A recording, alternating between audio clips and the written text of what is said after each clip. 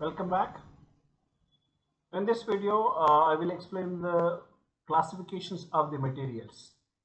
Materials are classified into three types: conductors, insulators, and semiconductors. So according to the forbidden energy gap, the materials are classified into three types: conductors, insulators, semiconductors. In conductors, the forbidden energy gap is 0. So there is no gap between the valency band and conduction band. So directly we can write here the forbidden energy gap Eg is equal to 0 electrovolt. That means both valency band and conduction band overlaps each other. So these lines explain the conduction band structure and these lines explain the valence band structure. Then these two are overlaps each other. So due to that, the energy gap is here 0 electrovolts. These type of atoms are also called as conductors. Examples of conductors: aluminium, copper. Type of carriers are here electrons. Conductors. In conductors, the type of used carriers are electrons. Electrons are used in this. And one more is the type of bonding. So the metallic bond is used in conductors. Generally, conductors follows the metallic bond. And the nature of bonding. Nature of bonding is due to movement of free electrons. Right? So the nature of bonding is due to, these points are important, due to movement of free electrons. Movement of free electrons. So nature of bonding in conductors is movement of the free electrons, and which it follows the internally one type of temperature coefficient. That temperature coefficient is positive temperature coefficient. Simply we can write PTC, positive temperature coefficient. Here the temperature and resistance of the material both are directly proportional. In any materials, if the temperature and resistance both are directly proportional, then that material follows the positive temperature coefficient. Then it is called a positive temperature coefficient. If the temperature of the material is increases, then the resistance of the material also increases. If the temperature is decreases, then the resistance of the material also decreases. So this type of coefficient is called positive temperature coefficients. Conductors follows the positive temperature coefficients. And another material is there, that is insulator. So in insulator, the energy gap is very high. So we can write here the energy gap is greater than or equal to 6 electrovolt. What is energy gap here? The gap between the valency band and conduction band. So this is, I'm assuming, as valency band, and this is the conduction band. The gap between these two is very high. This gap is called energy gap. The expected value of the energy gap is greater than or equal to 6 electrovolt. So if the gap is very high, there is no free electrons in insulators. And another important points in the conductors, conduction band and valency band both are overlaps each other, right? So that's why all the valence electrons are acts as free electrons here. So we can write like this: valence electrons are free electrons.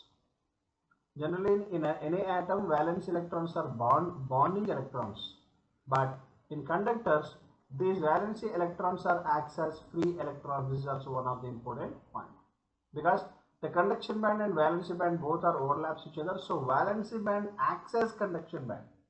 So the electrons in the valency band are acts as free electrons. So without any external energy, the electrons are moved from one place to another place. But in insulator, the forbidden energy gap is very high. So all the valency band electrons are bonding electrons, and here conduction is very less. So we can write here the resistance of the insulator is infinity. If the resistance is infinity, then the conduction should be 0. And in conductors, the expected resistance value should be 0, because what is resistance?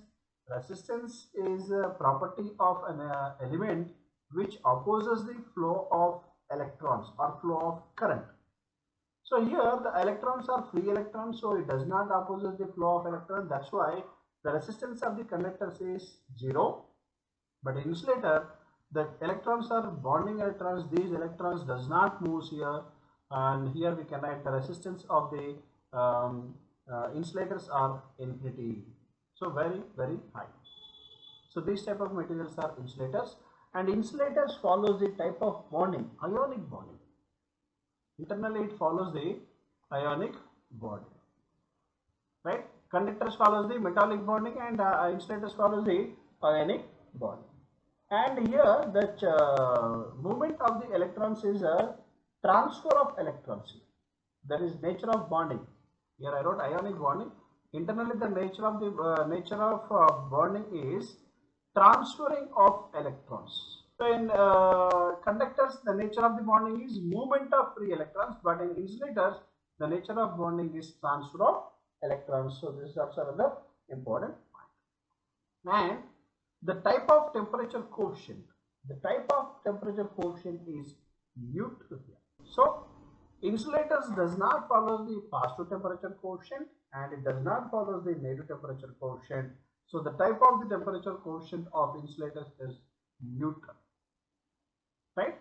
So if the forward energy gap is 0, then it is called a conductors, and the forward energy gap is very high, then it is called insulators, and the forward energy gap is very less now.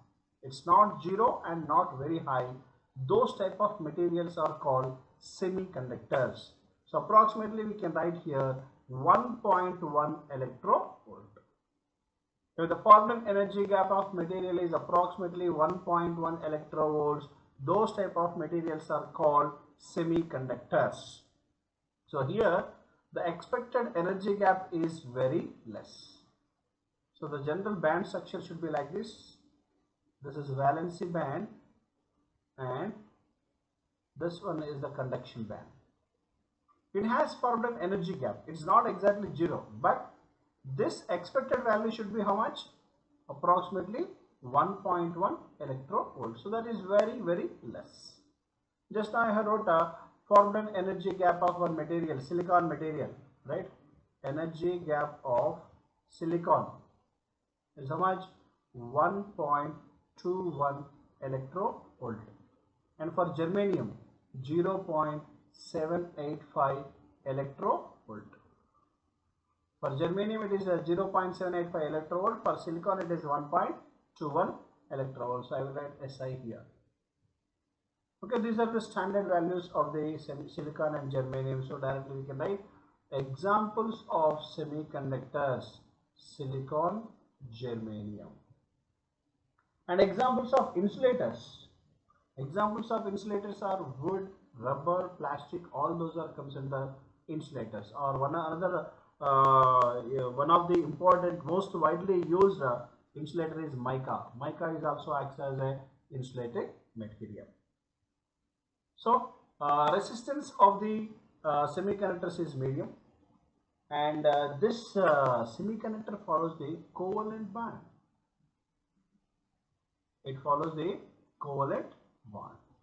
And the nature of the bonding is sharing of electrons. Sharing of electrons.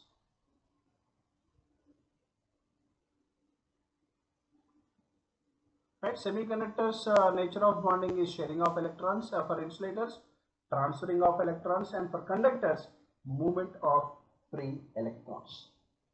And semiconductors follows the negative temperature coefficient. Negative temperature coefficient. So negative temperature coefficients, now onwards I will write like this, NTC. So what is the meaning of NTC? Temperature and resistance of the material are inversely proportional. If the temperature is increases, resistance of the semiconductors is decreases. If the temperature is decreases, resistance of the semiconductor is increases. So both are inversely proportional. Then the material follows the negative temperature coefficient. So semiconductors follows the negative temperature coefficient, conductors follows the positive temperature coefficient, and insulators neutral for temperature coefficient. Right? And another important point also, the number of valency electrons. Number of valency electrons. So the number of valency electrons in conductors is less than the expected values, less than the 4, and number of valency electrons of insulator should be greater than the 4. Here I wrote like this: valency electrons, it should be greater than the 4, and the number of valency electrons of semiconductor is exactly equal to 4. Right, so for silicon atom number is 14. It has 4 valence electrons in third orbit. Germanium atom number is 32. It has 4 valence electrons in fourth orbit. So these two are comes under semiconductors because here number of valence electrons are 4. So these are some important differences between the conductors, insulators, and semiconductors. In next videos, I will explain the semiconductors and semiconductor function. And now onwards, we have to discuss completely semiconductors only, types of semiconductors, and how is the structure internally, the charge carriers movement, internally how it follows the covalent bond and how it shares the electrons, and internally how it follows the negative temperature coefficients. All this we have to discuss. Please take this down.